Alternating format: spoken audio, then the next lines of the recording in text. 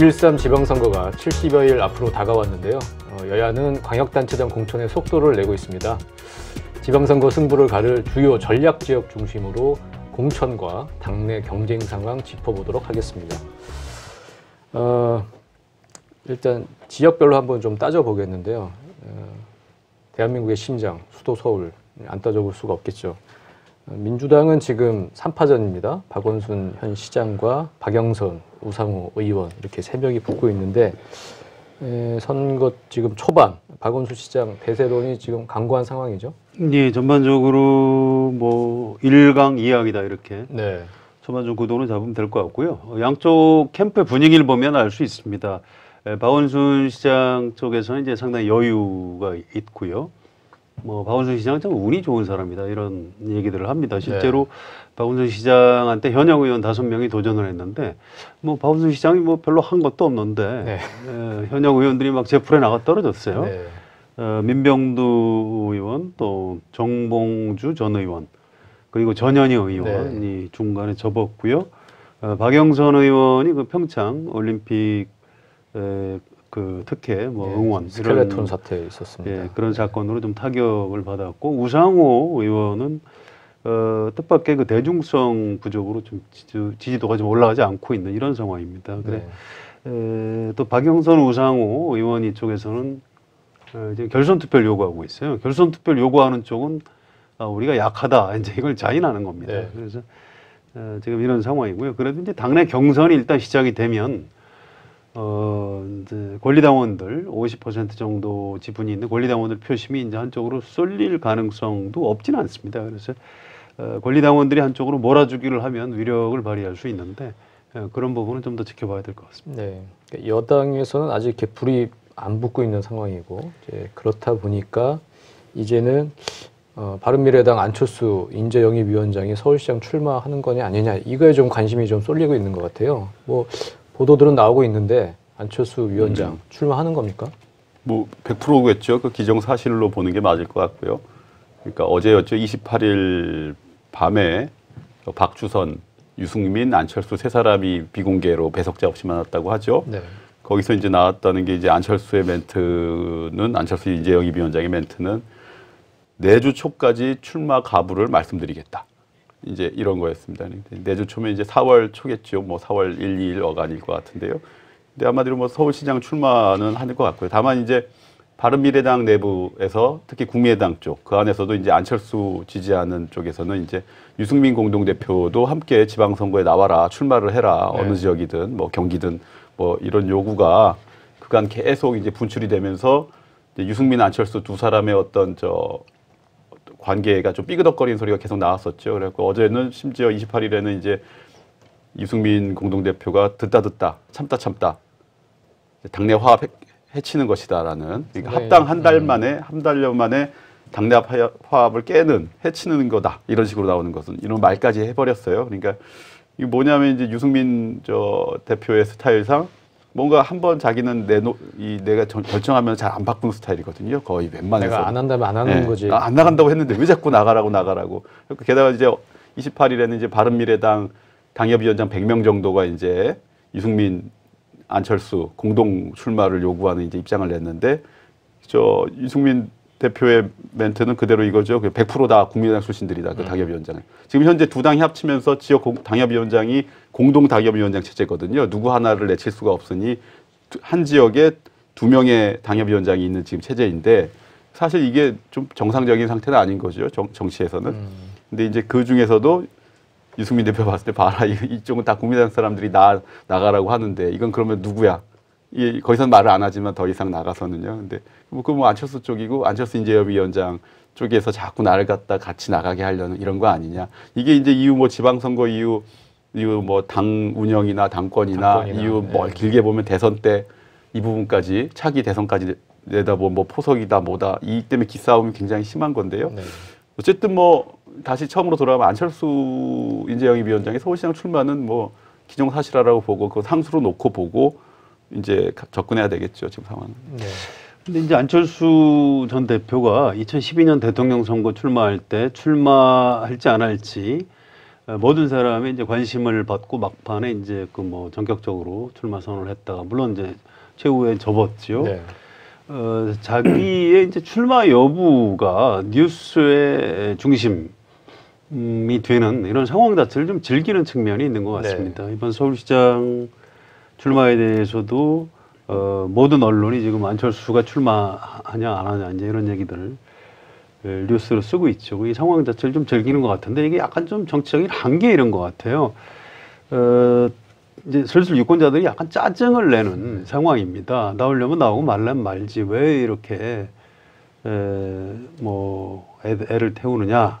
당내에서도 이제 이런 불만이 쏟아지고 있는 거고요. 박주선 대표나 이제 유승민 대표도 이제 그런 맥락에서 이제 안철수 전 대표한테 좀 약간 이제 화를 내고 있는 이런 상황입니다. 이제 며칠 안에 안철수 전 대표가 이 상황을 정리를 하는 게 정치적인 어떤 예의라고 할까요? 그 차원에서도 좀 올바른 것 같다 이런 생각입니다. 더 이상 시간을 끄는 건 좀 뭐 별로 좀 좋아 보이지 않는 것 같습니다. 뭐 하나 첨언하면 이제 안철수 이제 부위원장, 안철수 쪽의 어떤 뭐 해석이죠. 선거 전망 같은 경우는 어차피 자유한국당 얘기를 좀 이따 하겠지만 자유한국당 어차피 후보 못 낼 것이고 내도 뭐 큰 유의미한 득표율을 가져갈 후보를 낼 가능성은 없다.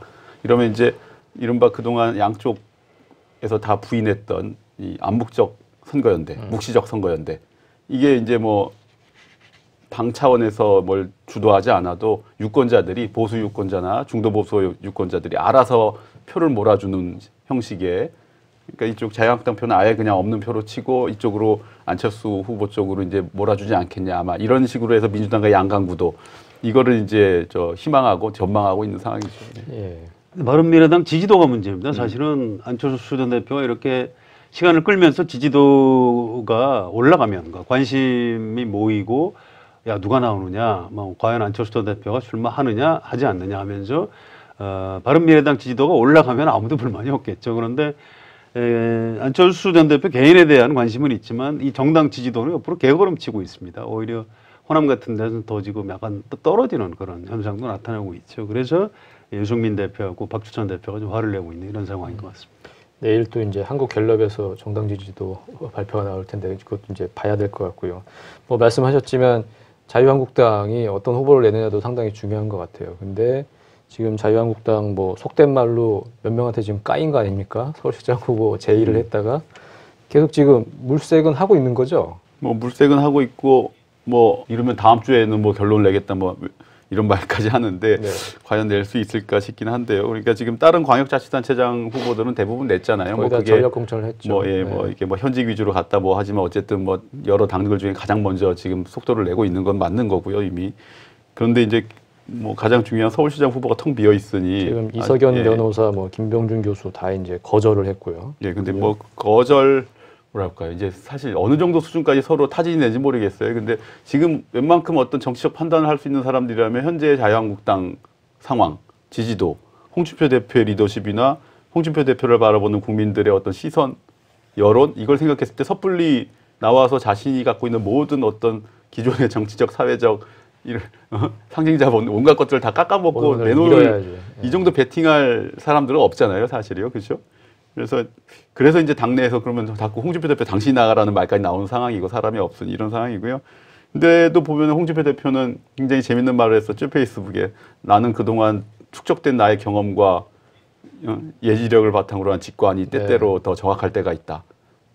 뭐 이 말은 뭐냐면 이 그동안 수없이 어떤 여러 선거에서 각 정당들이 쌓아온 데이터 공천, 데이터 나름의 데이터, 뭐 정치적 판단 들어가지만 그런 걸 깡그리 무시하고 나의 감으로 이제 공천을 하겠다라는 수준까지 갔는데 사실은 후보가 굉장히 참신하고 정말 외부에서 들어온 인재 영입한 후보가 참신하고 이러면은 어떤 직권, 이 사람 내놓으면 뭔가 장사 되겠다, 상품 되겠다라는 이런 느낌들이 있잖아요, 다들.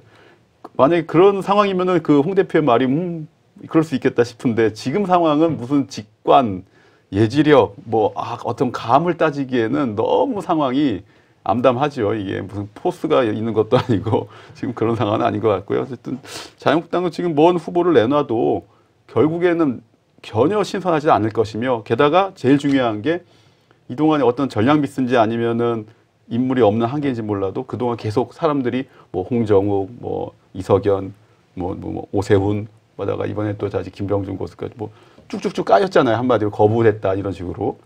그러면 그 다음에 나온 사람은 5순위, 6순위란 얘기예요. 아 당에서 봤을 때 저 사람은 사람들이 유권자들이 봤을 때 1순위는 누구, 2순위, 3순위 이름이 쫙 있고 지금 나온 사람은 한 5순위, 6순위가 보결로 들어가는 그런 느낌이 돼버리는 거죠.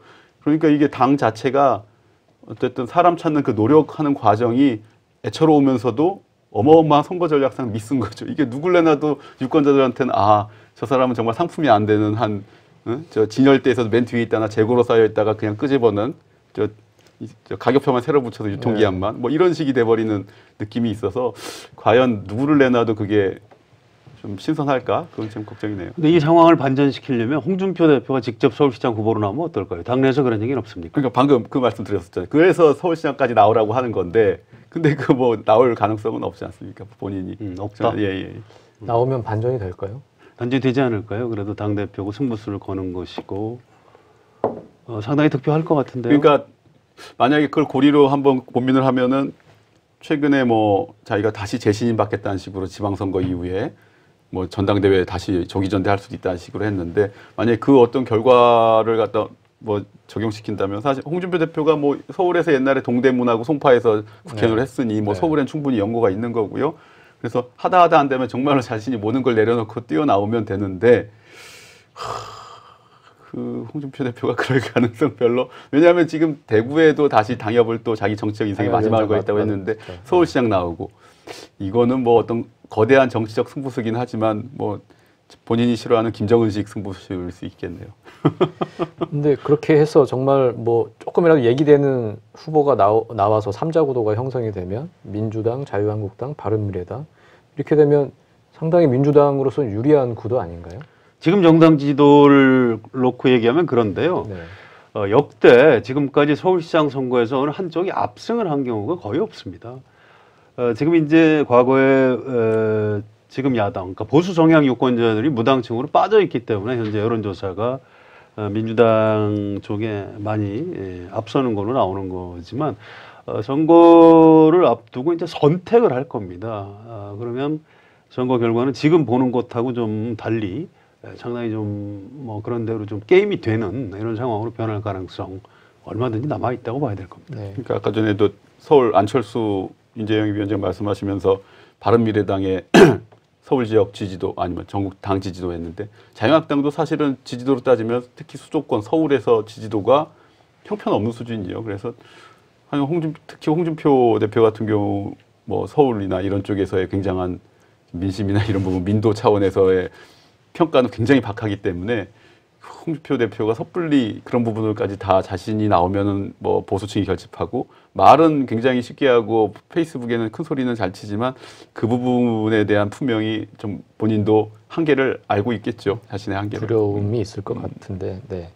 자, 그러면 이제 서울은 여기까지 살펴보고 수도권으로 넘어가 보도록 하겠습니다. 경기와 인천. 민주당은 지금 경기지사의 경우에 이재명 전 성남시장, 전해철 의원, 양기대전 광명시장 이렇게 3파전입니다. 뭐 대중적 인지도 측면에서 이재명 전 시장이 이제 엄청나게 이제 앞서가고 있는 것이고 그리고 친문 핵심이라고 할 수 있는 전해철 의원이 이제 좀 추격을 하는 뭐 이런 상황이라고 봐야죠. 예, 그렇습니다. 워낙 인지도에서 차이가 많이 나고요. 네.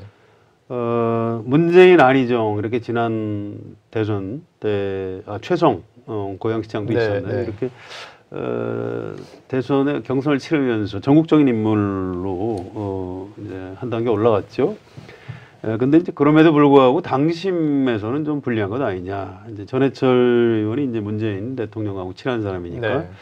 좀 불리하지 않겠느냐. 권리당원 투표에서 괜찮겠느냐. 이렇게 이재명 시장한테 물어본 적이 있습니다. 그랬더니 이재명 시장 본인 주장은 권리당원 숫자가 많아지면 민심하고 비슷하게 갈 수밖에 없다. 뭐 별로 걱정하지 않는다. 이렇게 대답을 하더라고요. 네. 또 이제 반면에 전해철 의원 같은 경우에는 지금 좀 어떤 세과시를 위해서 굉장히 좀 노력을 많이 하고 있습니다. 출판기념회 할 때 한번 가봤더니 이게 출판기념회인지 무슨 전당대회인지 알 수 없을 정도로 네. 사람이 많이 왔더라고요. 네. 아주대학교에서 했는데 차를 가지고 들어갈 수가 없어서 한 30분 정도 밀려 있었습니다. 어이고. 상당히 좀 뭐 본인은 이제 지지자들이 몰렸다 그러지만 좀 약간 조직 동원을 한 것 아닌가 이런 생각이 좀 들고요. 또 최근에 그 국회의원들 일부 또 기초의원들 또 기초단체장 이런 분들 광역의원 이런 사람들이 지지 선언을 하고 있습니다. 네. 이제 이걸 가지고 좀 싸움이 벌어지고 있어요. 이게 줄 세우기 하는 것 아니냐. 지금 권력을 문재인 대통령이 가지고 있으니까 지금 전해철 쪽에서 줄 세우기를 한다. 이렇게 이재명 시장 쪽에서 비판을 하고 있고요. 그다음에 반대로 이제 전해철 의원 쪽에서는 그 자발적인 지지 선언을 왜 폄훼하느냐. 이제 이런 말싸움이 좀 벌어지고 있지요. 이제 이 두 사람이 이제 양강구도라고 봐야 되는데 객관적으로 아직도 이제 이재명 시장이 많이 앞서가고 있는 것 같습니다. 양기대 광명시장이 따라가고 있는데 광명시장을 하면서 업적을 보면 또 이 사람들 만만치는 않습니다. 네. 이제 인지도에서 워낙 밀리고 있기 때문에 아직은 잘 드러나 있지 않은데 광명동굴이라든가 KTX 광명 역 주변 개발 이런 여러 가지 업적이 있습니다. 일단 경선이 시작되면 양기대 시장의 지지도도 뭐 좀 더 올라갈 수 있지 않을까 이렇게 예상이 됩니다. 네. 자유한국당은 남경필 현 지사 전력 공천이 이제 확정이 됐어요. 근데 남경필 지사 같은 경우에는 바른정당으로 나갔다가 다시 이제 돌아왔고 이제 공천까지 받았는데 어쨌든 현직이란 프리미엄 있을 것 같긴 한데 이런저런 어떤 정치적 부침도 있었던 거고 남경필 지사의 경쟁력 좀 어떻게 보세요? 뭐 워낙 남경필도 인지도는 높죠. 남경필 네. 지사도 이제 이재명 민주당 이재명 이제 유력한 후보와 시장과 비교했을 때도 근데 뭐 객관적으로 뭐 여러 여론조사 뭐 내부적으로 돌려보고 있다고도 하는데 좀 어렵답니다. 이제 현재 나온 수치로는 네. 그리고 그게 이제 보면 이제 이쪽에서도 뭐 당에서 이쪽 돌려볼 때도 민주당 쪽도 볼 거 아니에요. 만약에 시뮬레이션을 해서 이재명 전해철 넘겨봤을 때 전해철 의원은 사람들이 모르고 삼철은 이제 정치권에서만 통하는 용어죠. 그러니까 아무 의미가 없는 겁니다. 이재명 시장이 너무나 높게 나오고 어쨌든 그 비교했을 때 이제 이재명 시장으로 했을 때 남지사의 경쟁력이 많이 떨어지고 있나 봐요. 내부적으로. 그래서 좀 상황을 어떻게 타개해야 될까 이런 아마 좀 고민들이 있을 것 같은데요. 내부적으로. 근데 이제 그게 뭐 남경필 지사의 어떤 개인적인 뭐 이런 것도 있지만 어떤 현직 지사가 가진 프리미엄을 깎아먹는 여러 요인이 있을 텐데 하나는 뭐 자유한국당이라는 가장 원초적인 틀이 있겠죠. 한계가. 네. 네. 그리고 또 하나가 이제 홍준표 대표 같은 경우가 처음부터 계속 남경필은 안 돼 하다가 그러니까 상대방 계속 깎아먹다가 결국에는 사람이 없으니 남경필 지사를 다시 공천한 거거든요. 예, 예. 그러니까 이런 당에서 어쨌든 유력 후보나 어쨌든 현직 단체장을 갖고 어쨌든 이 기존 후보군 공천 상수로 두고 판단해야 되는데 홍준표 대표는 굉장히 개인 호불호로 얘는 안 돼 하다가 사람이 없으니 결국에는 그냥 슬그머니 다시 공천전 이런 게 반복되다 보니 아까 말했듯이 서울시장에서도 5순위, 6순위가 되듯이 이 유권자들이나 지역에서 보기에는 당대표가 저렇게 깎아내 이 사람은 뭐 때문에 안 되고 온갖 단점을 다 사방팔방에 떠들고 막 선전하고 다니다가 갑자기 공천장을 주니 이게 이제 있던 현직 프리미엄도 지금 깎아먹을 상황인 거죠. 그래서 제가 봤을 때 남경필 지사는 본인의 어떤 약간의 한계도 있겠지만 뭐 가족사 같은 문제도 있죠. 네. 그렇죠? 뭐 근데 그 부분은 뭐 남경필 지사 쪽에서는 그러면 이재명 시장 쪽은 뭐 가족사 없냐 이제 이런 마블 작전으로 가면은 뭐 서로 그 부분은 쌤쌤이라는 이제 이런 얘기도 하긴 하는데 어쨌든 뭐 본인의 어떤 이 한계나 단점도 있지만 당이나 이런 외부적인 환경 그리고 아까 말했던 탈당과 복당을 했던 이 부분들 이런 것들이 이제 두루 작용하면서 더 좀 지지율에 좀 고전을 하게 하는 원인인 것 같습니다. 네. 부자가 망해도 3년 간다 이런 말이 있는데요. 남경필 지사 실제로 부자고요. 또 정치적으로도 부자입니다. 네. 그 수원을 기반으로 한 그 정치적인 자산 만만치 않고요. 또 이제 역대 지방선거 경기지사 결과가 보면 이인재, 임창열, 손학규, 김문수, 남경필 이렇게 왔어요. 네. 임창열 국민의힘 후보만 빼놓고 다 민주당, 한나라당 쪽입니다. 남경필 지사 그렇게 쉽게 무너지지 않는다고 보고요. 저는 남경필 지사가 지난 지방선거 때 자기를 지지했던 유권자들을 어떻게 투표장에 불러 모으느냐. 여기가 승부처가 될 것이라고 예상을 합니다. 최근에 이제 뭐 약간 수도권에서의 어떤 좀 시민들의 유권자들의 판단에 좀 기준이 되는 게 보면은 이제 미세먼지 대책 같은 경우 사실은 박원순 서울시장과 이제 남경필 경기지사가 작년 11월 이 여간부터 이제 박원순 시장이 뭐 대중교통 무료 정책 이런 걸 가지고 작년 11월부터 계속 붙다가 올해 초에 이제 실제 무료 세 차례 시행하면서 한 150억 박원순 시장이 까먹었죠. 이제 이거 가지고 끝냈죠. 확 붙고 경기도는 대신에 이제 뭔가 뭐 버스에 뭐 저 마스크를 비치한다든지 오히려 약간 좀 더 밀착형으로 수요가 손에 잡히는 뭐 이런 정책들을 내놔서 약간 비교되는 측면이 있거든요. 그래서 이런 것들 그리고 또 무슨 따복 공동체나 뭐 여러 가지가 있습니다. 실제 네. 마을 공동체 형식의 그래서 남지사가 여러 경기도에서 현장 실험을 한 이른바 도정하면서 여러 가지 좀 새로운 굉장히 좀 밀착형으로 하는 실험들이 있는데 그게 이제 어떤 식으로 조금 막판에 평가를 받느냐에 따라 뭐 사실은 좀 이렇게 외부에서 서울이나 아니면 이 중앙에서 바라보는 것과 실제 도정을 갖다 체감하고 그걸 갖다 복지든 여러 가지 정책을 이제 수용했던 유권자들이 판단할 부분들은 또 격차가 있을 것 같아요. 그냥 단순히 여론조사로 나오지 않는 부분에 잡히는 그런 네. 표들이 있을 것 같습니다. 네. 지금 인천시장은 민주당 경우에는 이제 박남춘 의원 그리고 김교웅 전 의원 그리고 홍미영 구청장 이렇게 3파전이고요. 이 자유한국당은 또 유정복 현 시장인 전략 공천이 이제 확정이 됐습니다. 좀 궁금한 게 유정복 하면은 이제 원조 친박 의원 아니겠습니까? 정치인인데 원조 친박 정치인 유정복 어떻게 가능합니까? 어떻게 보세요? 아무도 친박으로 이제 기억하지 않습니다. 기억을 못 하나요? 이게 유정복 시장은 다들 좀 다행이라기보다 본인으로는 행운이다. 왜냐하면은 2014년 지방선거 앞두고 이 좀 후보군이 없으니 그때 친박 중에 중진 차출론 해서 유정복 그때 안행부 장관이었어요. 네. 그냥 뽑아서 전략해버렸거든요.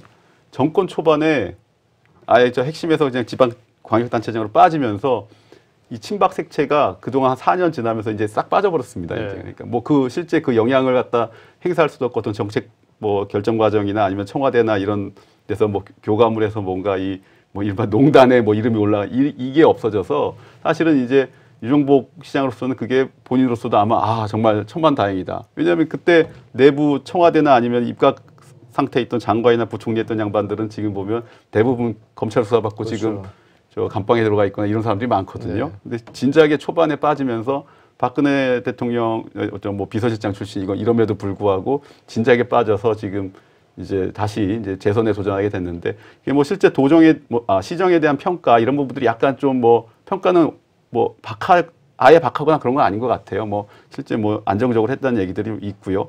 근데 이제 친박이라는 건 사실은 이제 우리가 기억하는 거지 그 뒤로 실제 박근혜 정부 4년 가장 이제 최악의 농단이 있었던 시기에는 본인이 빠져 있어서 그걸 갖다 그냥 친박 레테르를 붙여놓고 원조 친박 출신 정치인 뭐 이걸로 가기에는 조금 뭐 무리가 있을 것 같긴 해요. 그러니까 특유의 친화력이 강점인데요. 네. 뚜렷한 업적이 없습니다. 그러다 보니까 뚜렷한 잘못도 없는 거죠. 평가할 만한 요소가 없고 그게 이제 둥글둥글한 행정 공무원들 스타일 그런 정치인들의 강점이기도 합니다. 그리고 인천은 항상 그 역대 대통령 선거에서 후보 득표 전국 평균이 인천하고 비슷하다고 합니다. 인천에서 이기면 이긴다는 거죠. 그래서 여기도 이제 만만치가 않고요. 여기는 이제 민주당 쪽 얘기도 좀 해야 될 것 같죠. 박남춘 의원이 현역이라서 이제 앞서가고 있고요. 김경 전 의원, 홍미영 전 의원, 전 구청장 이분들이 두 사람이 추격하고 있는데 객관적으로 이제 박남춘 의원이 많이 앞서가고 있습니다. 그런데 김교흥, 홍미영 이분들도 이 지역 기반이 꽤 강한 편입니다. 인천에서 정치를 오래 했고요. 그래서 여기 경선도 그렇게 뭐 쉽게 박남춘 의원이 이길 것 같지는 않고 여기도 뭐 재미있는 포인트가 좀 있을 것 같습니다. 그러니까 이쪽 당 쪽에서는 박남춘 의원이 나오면 조금 약간 어렵다. 아니면 좀 뭐 힘든 선거가 될 것이다. 근데 만약에 홍미영 전 구청장이죠. 뭐 이분은 이제 만약 여성 가점 이런 게 좀 크게 적용되면은 이게 그래서 저 경선에서 홍미영이 될 수도 있다. 그러면은 조금 우리는 좀 약간 쉽다. 뭔가 약간 이런 또 여러 경우의 수로 보고 판단을 하고 있더라고요. 그런데 뭐 그거에 이제 이쪽에서 결정되는 거에 따라 처분을 기다리는 입장의 얘기고요. 네. 네, 이제 충남으로 넘어가 보겠습니다. 박수현 전 청와대 대변인이 출마를 이제 포기한 상황이고요. 자유한국당은 이제 그 대항마로 뭐 이러저러한 인물이 거론되다가 이인재 전 의원 전략 공천을 한다는 얘기가 나오고 있어요. 이인재 전 의원이야 뭐 대표적인 이제 철새 정치인이라는 이제 평가를 받고요. 오랫동안 이 정치 생명을 이어와서 불사조, 뭐 피닉제, 뭐 이런 별명으로도 익숙한 정치인인데 이인재 전 의원 진짜 전략 공천 되는 건가요? 뭐 사실상 본인이 당에서 결정만 하면 하겠다고 했고 당에서도 사실은 지금 대안이 없는 상황에서 결정이 된 걸로 보이고요. 그래서 이제 뭐 그건 발표만 남은 것 같아요. 그래서 당에서도 보면 어쨌든 경기지사 뭐 1992년이었나요? 그때 초반에 하긴 했었지만 95년인가요? 네. 그때 했었지만 뭐 그때 뭐 어떤 도정 운영 능력이나 이런 것도 있었고 그리고 이후에 뭐 여러 육선이죠. 심지어 육선에 뭐 여러 정치적 경험이 있고 경륜이 있다. 그리고 실제 또 저번 총선에 2016 총선 때 1000표 차이로 떨어졌거든요. 네, 그때 김종민 그게 의원한테. 예, 김종민 의원인데 이게 네. 재밌는 게 김종민 의원이 또 안희정의 나름 안희정 전 지사의 친구죠. 그렇죠. 예, 사실 그 때문에 뭐 이런저런 이 영향 때문에 아마 표를 좀 잃고 있었는데 이번에 다시 이제 정치적 재기의 발판을 열어준 것도 안희정 전 지사라 뭐 안희정 전 지사 때문에 뭐 좀 비유가 그렇지만 안희정 전 지사가 닫아버린 정치적 길을 다시 안희정 지사가 열어줘서 다시 나가는 상황이고요. 근데 이제 이인재 지사 말고도 당에서는 원래 이명수 의원 네. 저 양반이 좀 있다가 뭐 좀 이제 드롭이 됐고 그 전에는 이제 이완구 전 네. 총리가 이제 대법원에서 이제 무죄 성완종 판결 사건 받고. 무죄 판결을 받고 재기를 노린다 이런 얘기가 있었는데 근데 실제 뭐 얘기를 들어보면 이완구 전 총리는 지사보다는 어떤 총리까지 했는데 다시 지사를 맡은 거 좀 어떤 정치적인 좀 그레이드가 좀 안 맞잖아요. 그래서 본인은 아마 저 충남 천안갑의 어떤 보궐선거 재보궐선거에 출마해서 되면은 그걸로 다시 국회로 들어와서 다른 뭐 좀 모색을 해보고 싶었다는 얘기가 있어요. 근데 이제 그게 이제 쉽지 않았던 게 뭐 건강이 문제 있냐 그러는데 그건 아닌 것 같고요. 뭐 원래 좀 건강이 안 좋았었죠. 근데 그것 때문에 그런 건 아니고 뭐 이제 만약에 당내 역학관계로 이런저런 나오는 해석에 따르면 이완구 총리가 국회 배지를 들고 다시 국회에 들어오면 그 다음에 포스트 홍을 노린다. 이것 때문에 홍준표 대표가 절대 저 천안갑은 안 되고 할 거면은 뭐 만약에 나올 거면 뭐 충남지사 아니 예. 충남지사나 한번 좀 이쪽이나 가능성 뭐 이런 식으로 얘기가 됐었던 것 같다고 합니다. 그래서 뭐 이완구 전 총리가 굳이 뭐 그렇게까지 할 필요는 없고 뭐 여러 가지 고민이 있을 텐데 그것 때문에 좀 당에서는 좀 그 안희정 지사가 열어놓은 어떻게 보면 혹이죠.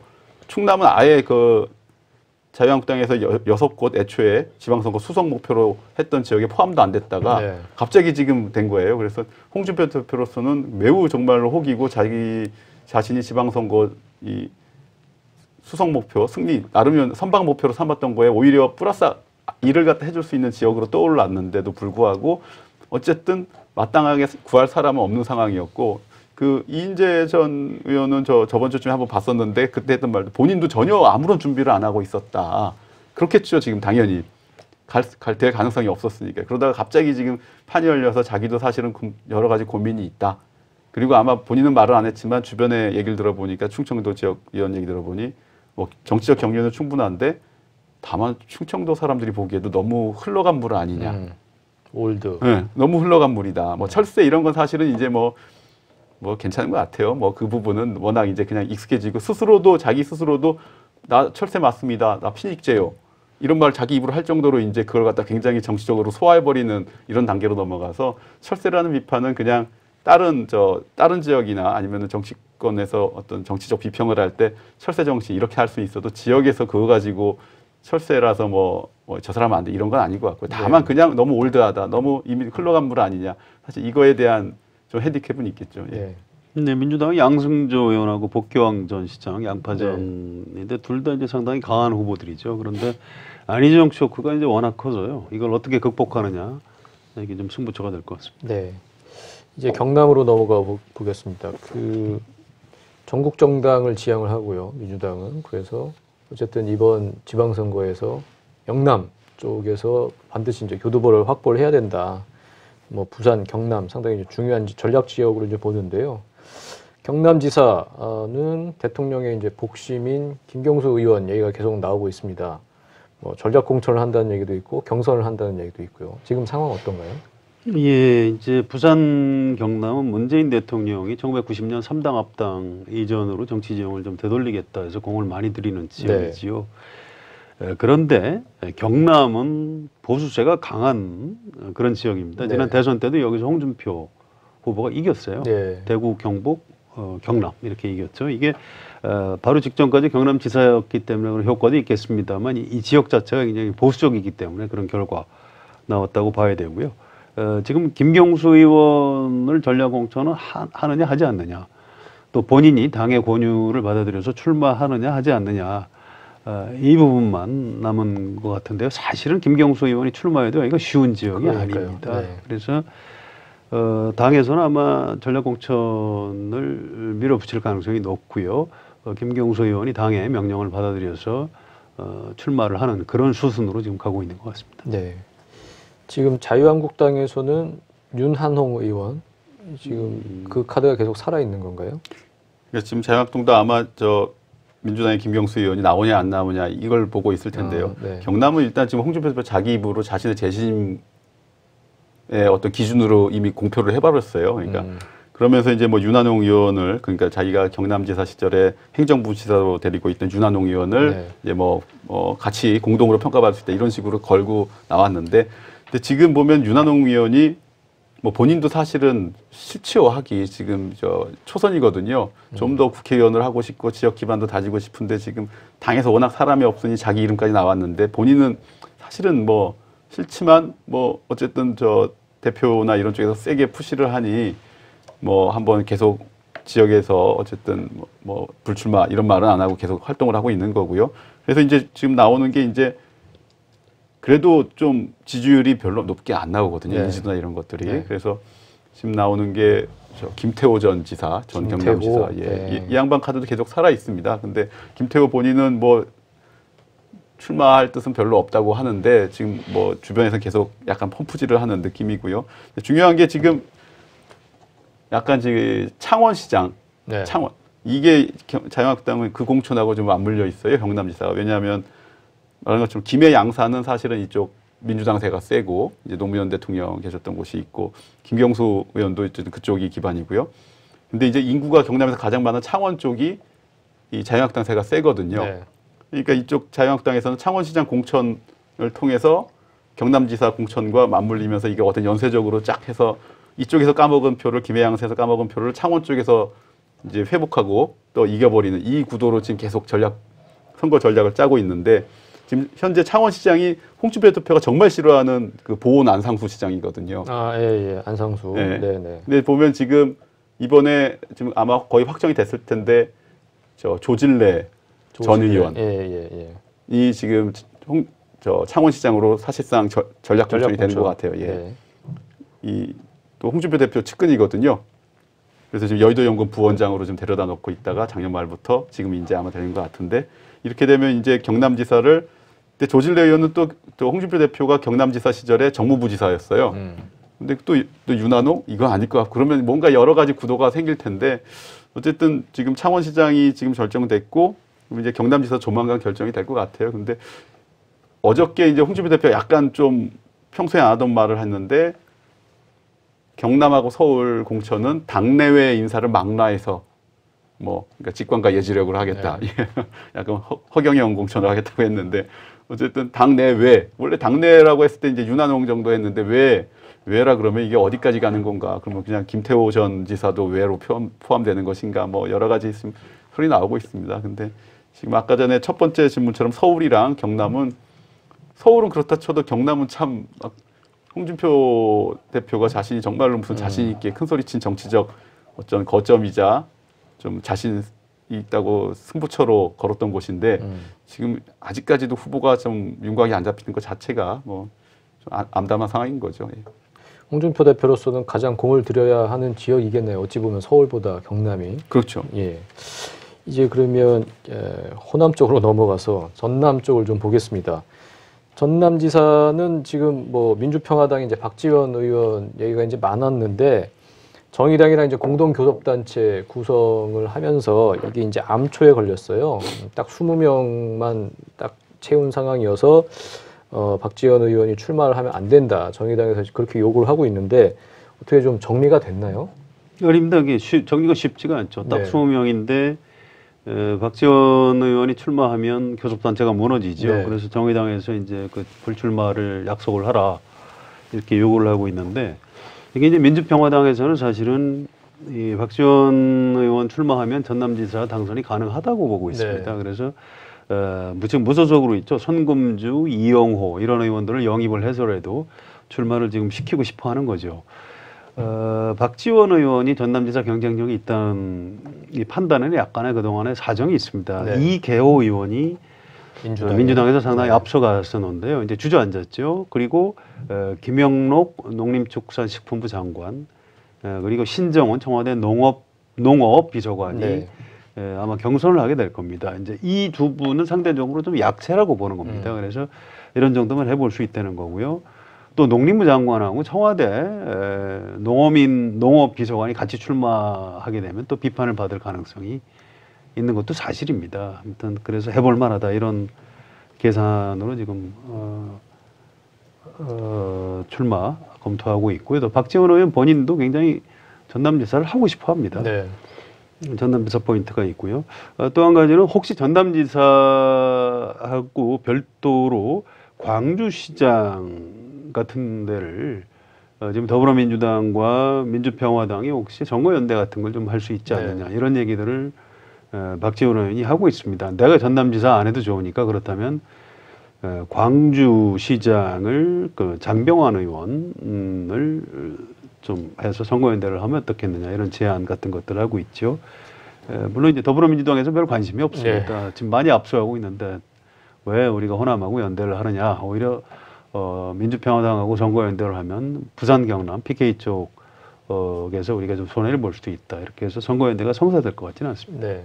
그래서 요즘 우리가 정의당 얘기를 지금 안 했습니다. 그런데 노회찬 의원하고 이제 인터뷰를 하면서 물어봤는데 정의당에서는 이번 광역단체장 후보로 절반 정도 출마시키는 걸 목표로 하고 있다고 합니다. 네.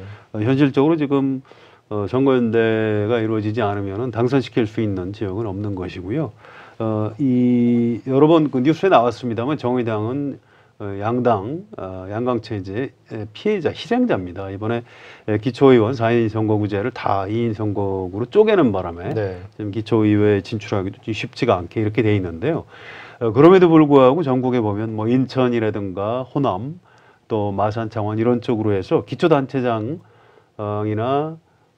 지방 의원들 중에 경쟁력 있는 후보들이 있습니다. 저는 우리나라 정치의 미래를 위해서도 우리 유권자들이 좀 그 경쟁력 있는 진보 정당 후보들을 좀 팍팍 밀어서 좀 많이 좀 당선을 시켜줬으면 좋겠다 이런 개인적인 바람이 좀 있습니다. 네. 지방의회에서도 양당 체제가 무너지지 않으면 앞으로 선거구 획정하는 데서도 계속 똑같은 일이 벌어지는 거고요. 그렇습니다. 계속 진입 장벽은 높아지는 거고 판이 안 바뀌는 거니까 그런 부분 좀 중요한 포인트인 것 같습니다. 네, 그 국민들이 직접 민의를 표출하는 선거는 평가와 심판의 기회입니다. 평가와 심판의 대상은 보통 여당과 정부가 되는데 야당이라고 예외는 아닐 것 같은데요. 홍준표 대표 아까 얘기했지만 페이스북에 지방선거 공천을 하면서 자신의 축적된 경험과 예지력을 믿는다고 썼습니다. 홍준표 매직이 이번 지방선거에서 통할지 지켜보는 것도 재밌는 관전 포인트가 될 것 같습니다. 더정치 오늘은 여기까지입니다. 감사합니다.